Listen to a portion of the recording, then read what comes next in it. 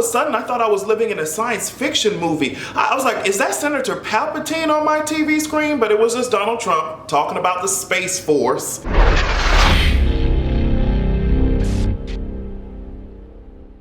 If I seem a little bit more excited than usual, that's because my mother just called me right before I started recording and told me that today is the day where she turns in her dissertation. I will be calling her doctor from now on. Getting a doctoral degree is something she always wanted to do, so I'm really happy after seeing her do all that hard work that she finally achieved that goal. She's always asking me, and my grandma's always asking me, yeah, you got your master's degree, but when are you gonna go and get your doctorate? I was like, girl, no time soon. I'm sorry, sis. First of all, the tens of thousands of dollars that I already owe the Board of Education, not interested in doing it. And that school is stressful as hell. I feel like it was about to be the end of me. Make sure you go to fortheculturepodcast.com and listen to our latest episode entitled Through the Grapevine. Also, youtube.com/AdrianExtra is my new gaming channel. Make sure you check it out and subscribe. Let's fucking talk about what's at stake here, okay? There are a lot of things at stake.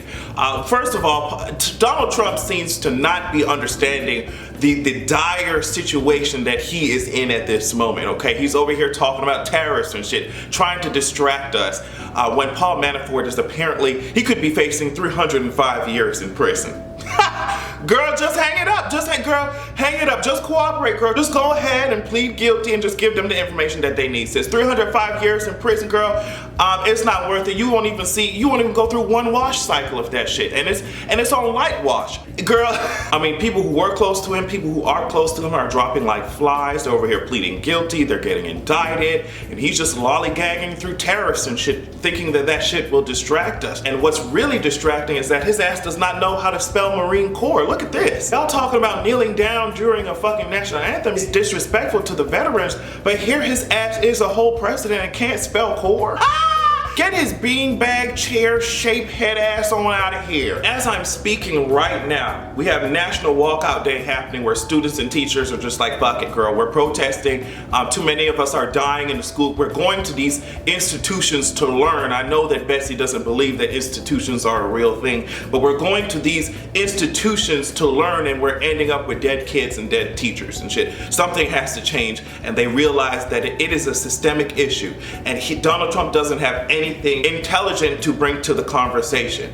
Before, I remember watching a video of him and I said, wow, you know, he's seeming to make some type of sense. It was very recent. I can't remember who he was speaking to, but he was talking about gun violence and a system that allows people to access guns that shouldn't access guns. He was talking about all that. He was like talking about the age limit and shit. He's like, girl, it needs to be raised to 20. Like, he had some interesting viewpoints that I thought that made sense, and I was very surprised, pleasantly surprised, and I was like, girl, maybe you can make some of that shit happen. I have to wait till I'm 21 to get a handgun, but I can get this weapon at 18. I don't know.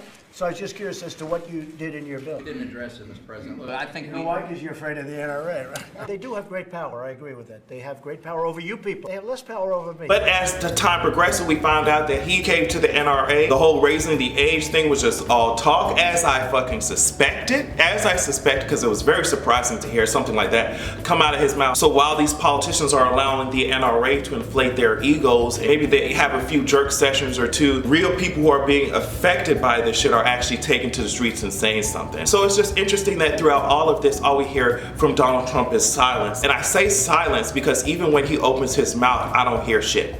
I don't hear shit that makes sense, okay? Trump was talking to service members in California, and he apparently went there proposing that we create a new military branch called the Space Force. This is what he said. My new national strategy for space recognizes that space is a war-fighting domain, just like the land, the air, and the sea. We may even have a Space Force. Okay, and there are some people who are saying that y'all need to just relax. Donald Trump is not saying anything crazy. He's just joking around. And the thing is, the first thing that's alarming is that, bitch, we can't even tell what's a joke and what's, I guess, real life in the mind of Donald Trump, because both things sound equally as preposterous. The second thing is, it really demonstrates to me how Donald Trump thinks of the very people that he has authority over. Okay, he thinks that he's just surrounded by a bunch of pawns and toys and stick figures and shit. Oh, make maybe we can have a Space Force. Maybe Obi-Wan Kenobi can come here and slice you hoes up with a lightsaber. Oh, let me use this Space Force. Girl, I'm not convinced. I'm not entertained in the least. I guess, and even if it was a joke, as you guys say, I'm not in the mood to be joking around. Especially not when all of those things that I listed before I got here, all of that shit is happening. We don't need to be joking around. First of all, these service members, we don't need to be joking around with their fucking service as it, oh girl, we're gonna send you hoes up in space with a bunch of guns.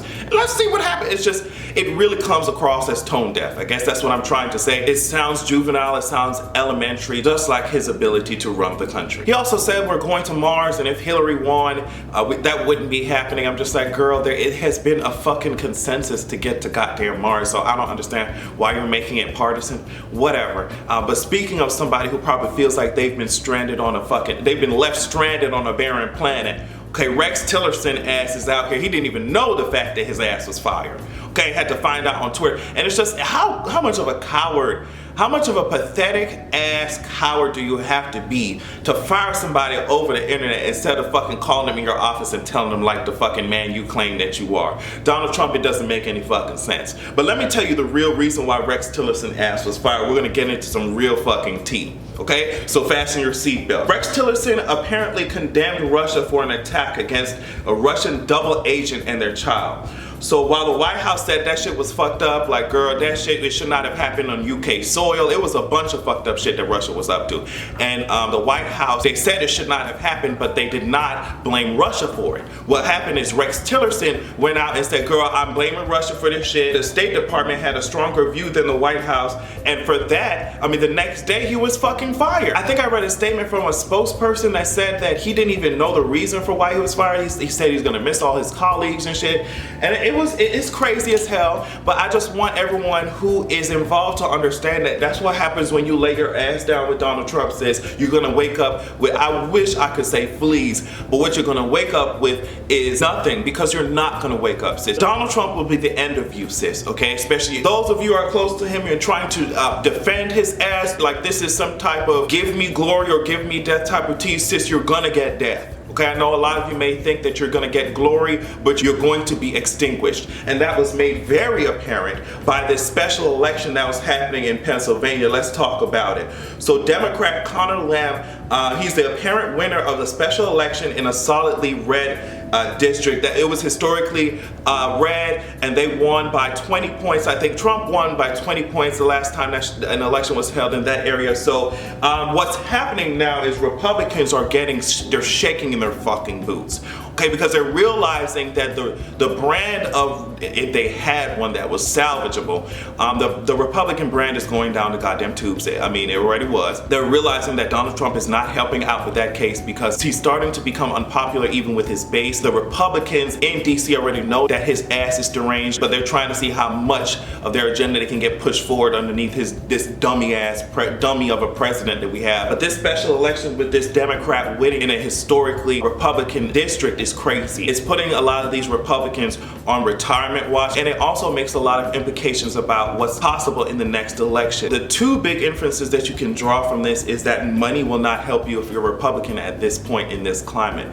And that's because they poured $10 million into Conor Lamb's opponent, the Democrats' opponent. I forget his name. I think it's Conor or something. They poured $10 million into his election, and obviously it did not mean anything. The second thing that we can deduce from this is that Trump will not help you in this election. Getting an endorsement from Donald Trump will likely not, and it's been proven already because Trump's candidates like to do one thing, and that's lose, like the ones that he likes to endorse. But an endorsement from the president is not going to help your ass. So money and endorsement from the president is not going to help. Republicans are running out of options, so they're already considering now what the government will look like if the Democrats retake the House of Representatives and Nancy becomes speaker. So I'm fucking excited, okay? And that's why I'm telling you guys to take y'all asses out there and vote. We don't need another 4 years of this shit. Hopefully they can get his ass out of there earlier. I don't want to put any money on that just because of how I know how slowly investigations can go, and I know how Donald Trump loves to obstruct justice. We already know Russia has their eyes on the midterm election, so we need as much power and as much help as we can get. Every vote matters.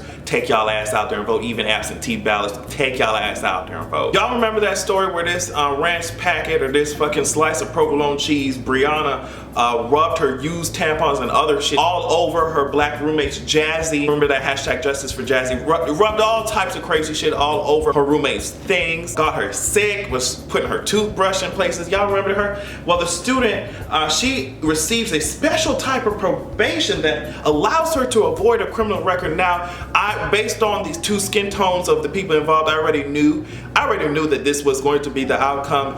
First offense type of thing. Well, she's just, I mean, it was just a mistake. Not even tried as a hate crime, which I wish that it was. Very unfortunate that this monster did not get locked up behind bars and used that very same toothbrush that she was shoving everywhere and just got down on her hands and knees and started scrubbing the tile of the jail cell. And just do that shit until it's crispy motherfucking crystal Claritin motherfucking clear. Okay? It's very unfortunate that we have these Beckys and Susans walking around here being aggressors, and because of their historical force field, you know what I mean? The skin-based cradle, it keeps them safe. And I know Jazzy went there to support the girl, you know what I mean? Be the bigger person. That's not me. That's not me, girl. You just gonna have to accept it. Brianna, sis, you really tried it. Looking like the negative first Dalmatian. Don't make me call Cruella on your disintegrating poodle in the face looking ass. I would like to end this video on Netflix, okay? Now, apparently the CEO of Netflix, what's his name? Reed Hastings. I honestly wanted to call him Reed Richards because of the way that his ass is reaching, but we're going, I'm gonna keep that shit to myself. Reed Hastings, he said Netflix has no interest in adding inclusion writers in contracts. And now what that is, an inclusion writer is a clause in a contract where actors can require the hiring of a diverse cast and crew. So the CEO said that there's no need for that. He's not interested in that. It's not important. What he said was, what he'd rather do is have a talk with his staff and, you know, see if we can get the filmmakers on the same page when it comes to diversity and shit. So in other words, we just have another rich white man not wanting to be held accountable. Not surprising. So what he's saying is like, I'll hire you niggers and Hispanics and Asian people and all you hoes, you gay people and you fucking trans people, I'll hire you hoes, but don't hold me to it. You know what I mean? When a system really fully benefits you, I'm sure you're very scared to shake that shit up a little bit, but what you don't realize is that there's room for everybody. So when you let go of that feeling like, oh girl, I mean, I'm a white person living in this fucking world for how long? And now these hoes want to change it up. What's gonna happen to me, sis?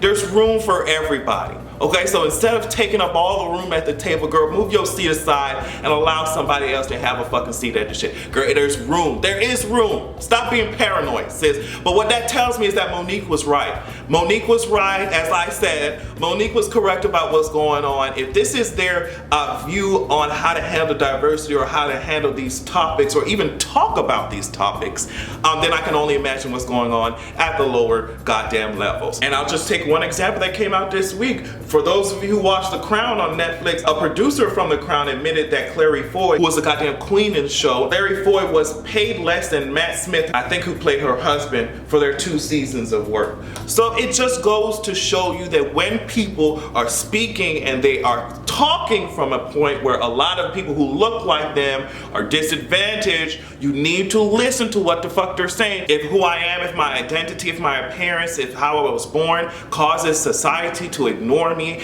and pay me less, disregard my education issues or my health issues, etc., etc., etc., then you need to listen to what I'm saying so we can improve what's going on. Admitting that you may be a part of the problem, or at least admitting that there is a problem first, if you're someone who has a lot of privilege, it doesn't necessarily make you a bad person, especially if you were ignorant to it, because you could have been this whole time. But what it does say is that you're ready to make a difference. You're acknowledging people's pain and people's stories, and you're ready to make a difference. That's why I try to listen even if I don't understand, because there's no way I could understand a woman's experience or a trans person's experience, you know what I mean? But what they're saying still matters, and I think that's the whole point that a lot of people miss. But hopefully some people can get it now. I know it's not Christmas, but the only chimney that Donald Trump's Santa Claus built ass has any experience with is his own throat, because the only thing that comes out of that bitch is hot ass air. Bullshit. Have a good goddamn evening.